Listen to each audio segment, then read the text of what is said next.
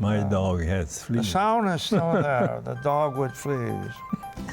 4 simple strings playing a ditty we all grew up with. Many players and fans of the ukulele find happiness through this small instrument.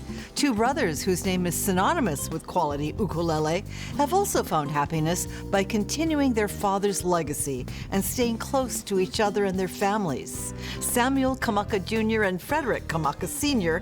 coming up on Long Story Short. Long Story Short with Leslie Wilcox is Hawaii's first weekly television program produced and broadcast in high definition. Aloha mai kako. I'm Leslie Wilcox.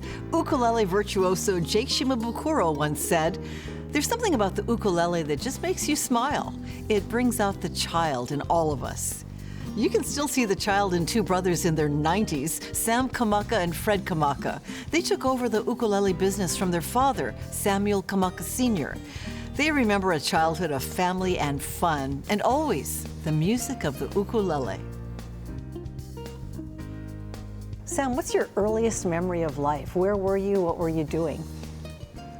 My earliest memory of life was playing on the streets in Kamaka with our neighbor boys on Elizabeth Avenue. My families lived there early in the 20s, and they used to have kalua pig in those days in the area, have parties. Most of us would live together with musicians and family members.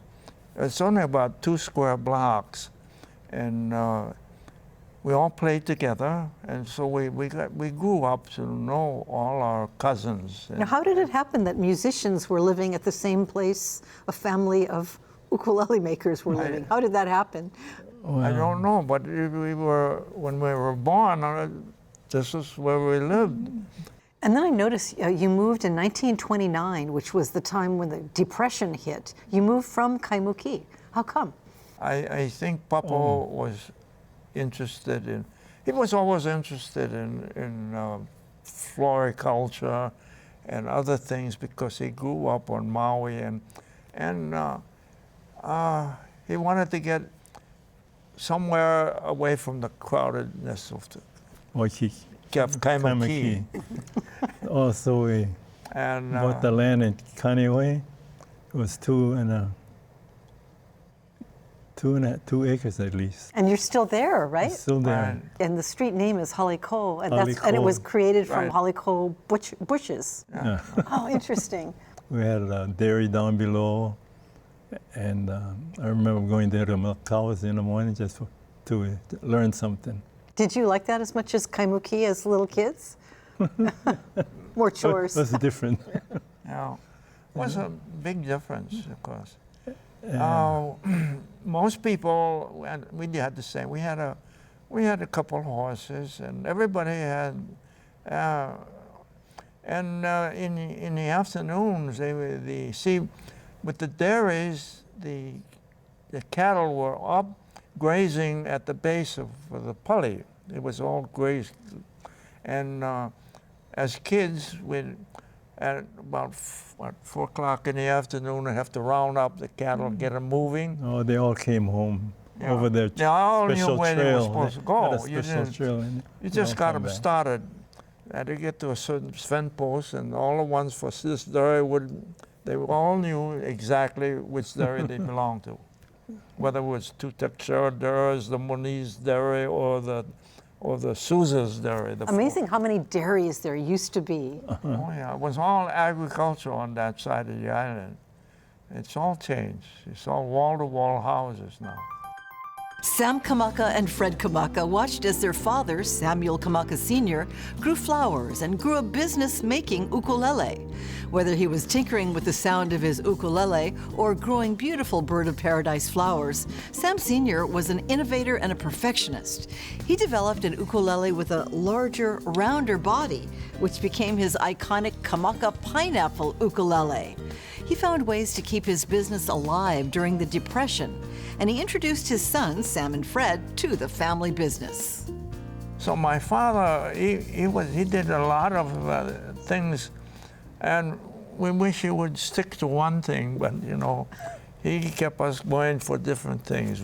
On a weekend, we had to go with him to Waianae, we had to stay at Kaneohe to get this thing policed up. Oh, every morning we'd have Yeah. our front yard was filled with the bird of paradise, the orange ones, and our station wagon going into school would be loaded with flowers, and they'd have to deliver it at 4th Street. And another place was the Royal Hawaiian Hotel, where they'd take the flowers. I heard that your dad had you start working in the factory at a very young age, elementary school age. Well, the thing about it is, when we moved to Kaneohe, Sam was in school, and my mother was teaching at Lihu School on Mauna Loa and 9th Avenue. And it was called Cummings School at the time, and then became Lihu later on. And Sam was attending school. I was only, when we moved to Kaneohe, I was only 4 years of age. And they weren't going to leave me at home to burn the house down, a brand new house. So I had to go with my father to work. And I got interested because running the factory was being run like the Industrial Revolution with a central shaft with belts going to this dish. And I would watch how these people would, I got interested in wanting to do that. But my father would never let me touch because it could damage, you could really damage your hands or You could lose a finger. cut off fingers, like Sam said. And I had one of the workmen who, he said, but you don't tell your father. And he showed me how to do it, and he told me if you put it on, you have to, the minute if it grabs you, don't hold on to the sticks which you you let it go immediately because it'll pull you into the machine. But I learned to do it, and then my father finally found me putting it on, and he said, well, I guess, but to make sure you do it safely. What about you, Sam? What did you like to do in the factory? I didn't do too much. I was up front or upstairs rolling strings or being safe and Oh, so you weren't engaged really at all in the factory at an early not that age. much. And your mother passed away at a young age, 36. Our mother, besides being a school teacher, was a kumu, hula teacher. She died from cancer. She died actually 3 days after my birthday. My birthday's on the 16th of September, and she died the 19th of September, 1936. But before she left, I remember her calling me into her bedroom and telling me to keep the ukulele factory. Another vivid memory, both Sam Kamaka and Fred Kamaka witnessed the bombing of Pearl Harbor. Fred as a student at the Kamehameha schools, and Sam as a worker at Honolulu Harbor. Before Sam and Fred started working full-time in the family business, they pursued careers outside of the ukulele factory. Sam, at the behest of his father, went to school in the Pacific Northwest to study entomology.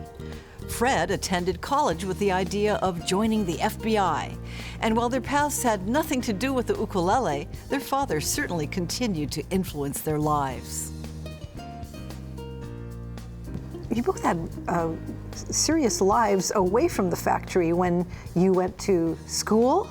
I mean, you wanted to be, you did become an entomologist. You studied for it at a high level. My dad sent me off to Washington State to study bugs. Bugale, but then because around us we had so many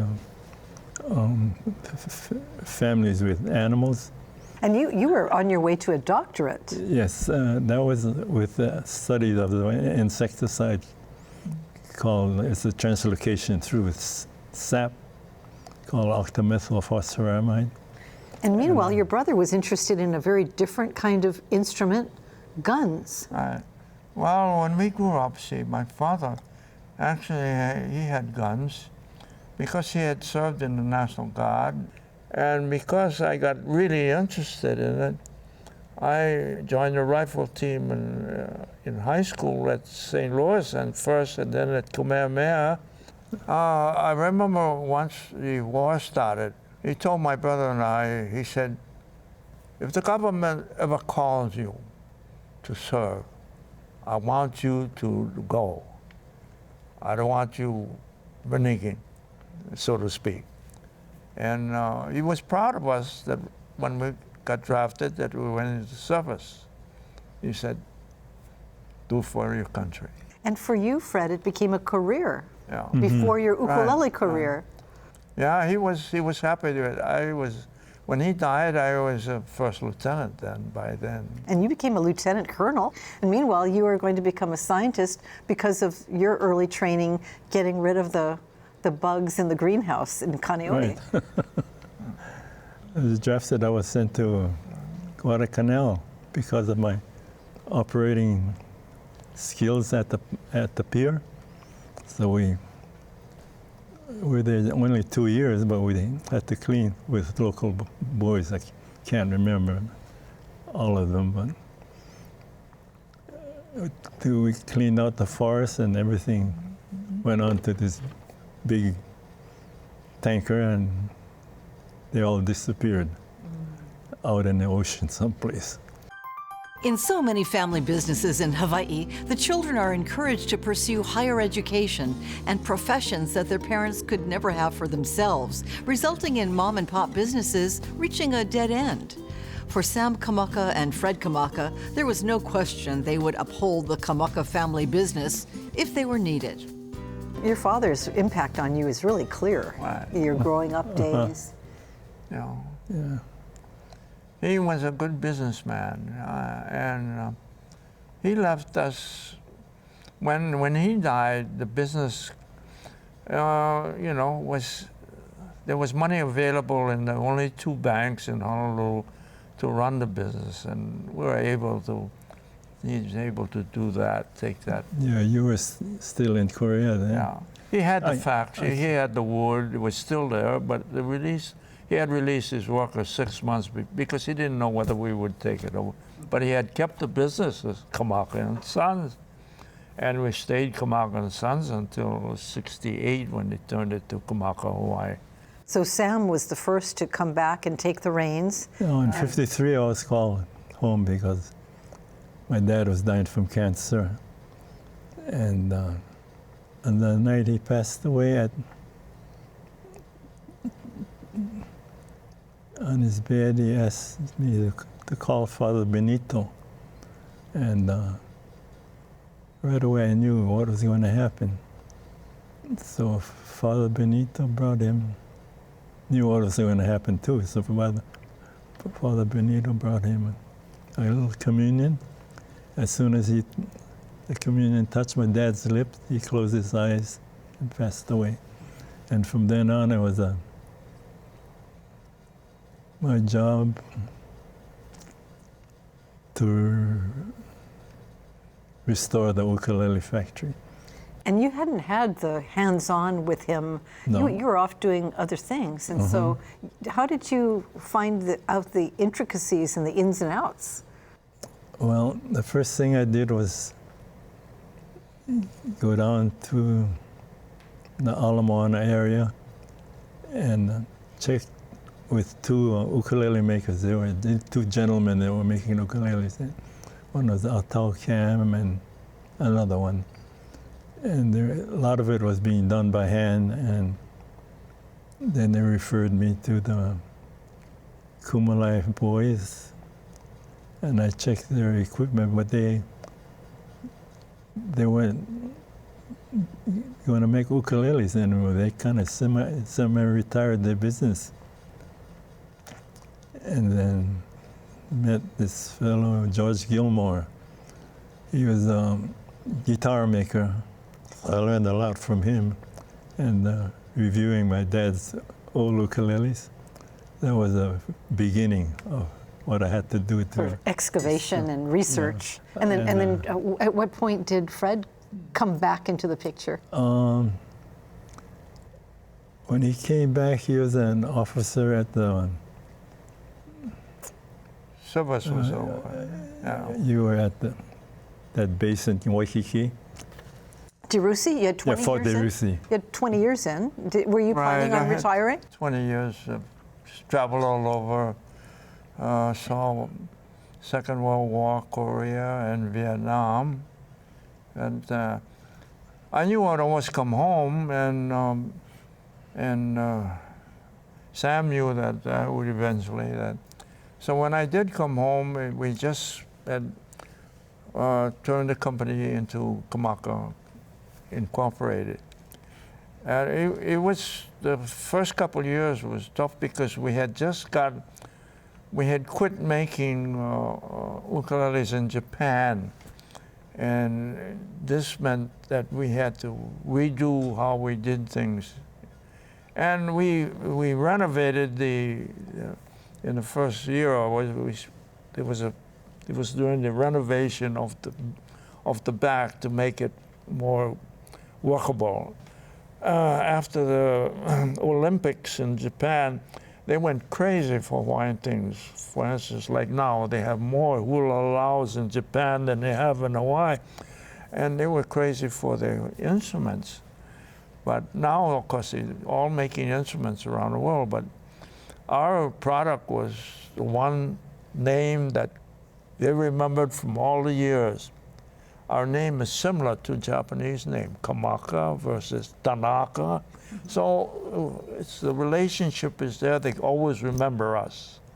And some people have come into the shop and said, "Are you Japanese?" I said, "No, we're Hawaiian." It was a simple instrument. From the beginning, it became the most popular instrument to be made and played in Hawaii. The hotbed of ukulele making, playing has always been from the beginning Hawaii. This machine, computerized, will take 5 of these, come up with the neck I showed in the front, 5 in 1 hour.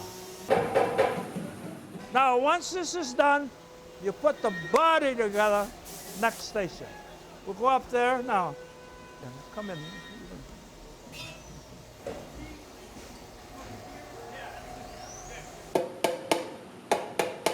Now, this is the hardest part for me when I grew up, right here. We take the tape off, put a light coat of Danish on, we put the bridge on, label, okay?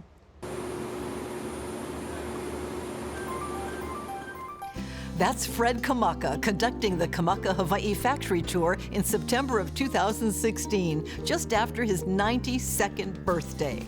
While his older brother, Sam, doesn't visit the shop as much as he used to, Fred continues to tell the story of Kamaka Ukulele. When the brothers were still both working at the shop, they would ride together to and from work at the Kamaka Ukulele factory.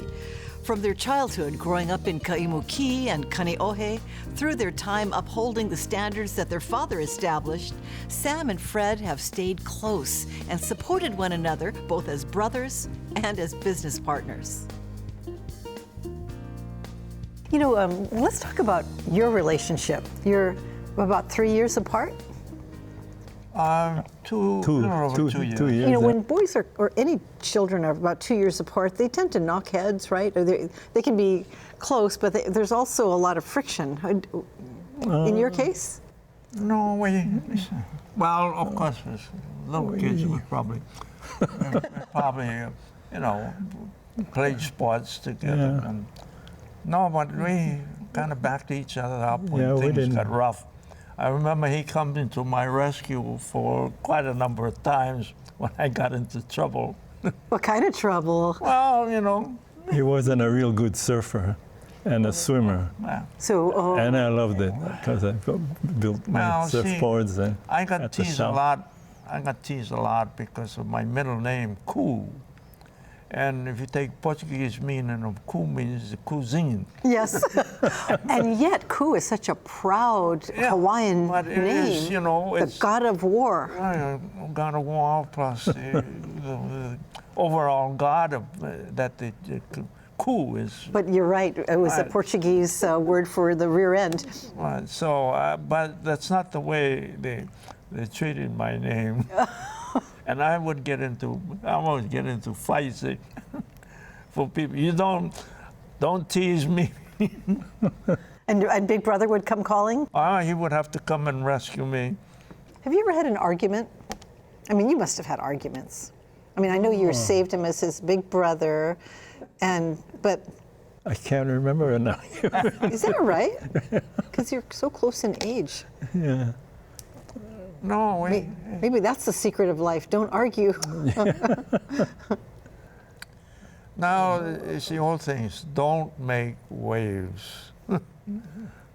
I remember that terminology.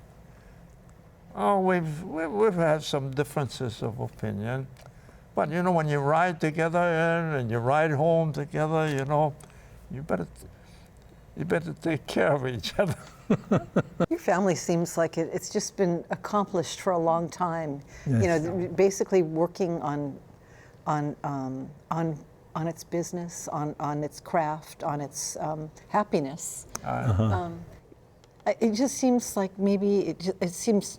I mean, for an outsider, it seems like maybe it's too good to be true. Could it have been this happy and this blessed? Oh.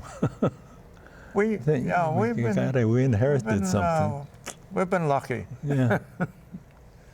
And well, we thank the Lord above for keeping us here this long, that we've been able to see what has happened with the company and what has happened with our family. And we're very grateful for one opportunity that we've been here this long. We never thought we would actually get here because our parents died when they were so young. And here we are, 30 years longer than my father lived, and we're still here. It's, we're very grateful to the Lord above for the benefit we've had.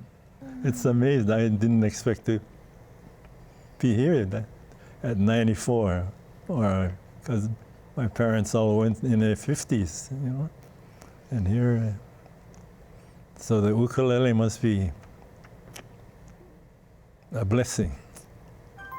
At the time of this conversation in August of 2016, Kamaka Hawaii was celebrating its 100th year in business, and Sam and Fred were living simple, happy lives.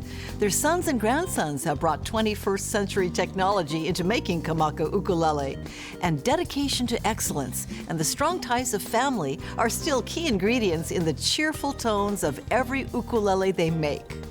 Mahalo piha to Samuel Kamaka Jr. and Frederick Kamaka Sr. of Kaneohe Oahu for sharing their story with us. And mahalo to you for joining us. For Long Story Short on PBS Hawaii, I'm Leslie Wilcox. Aloha a hui hou. For audio and written transcripts of all episodes of Long Story Short with Leslie Wilcox, visit pbshawaii.org. To download free podcasts of Long Story Short with Leslie Wilcox, go to the Apple iTunes Store or visit pbshawaii.org.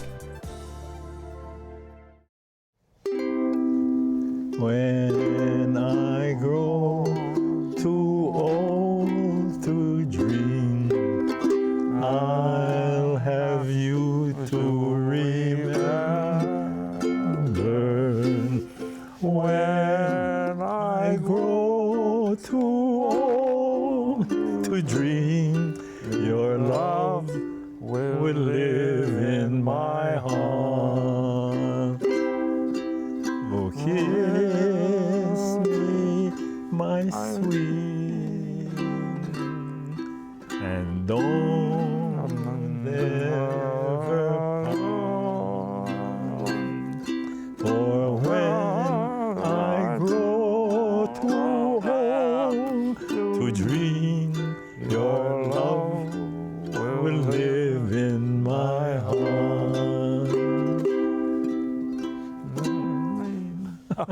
Wow. You were supposed to sing it in German.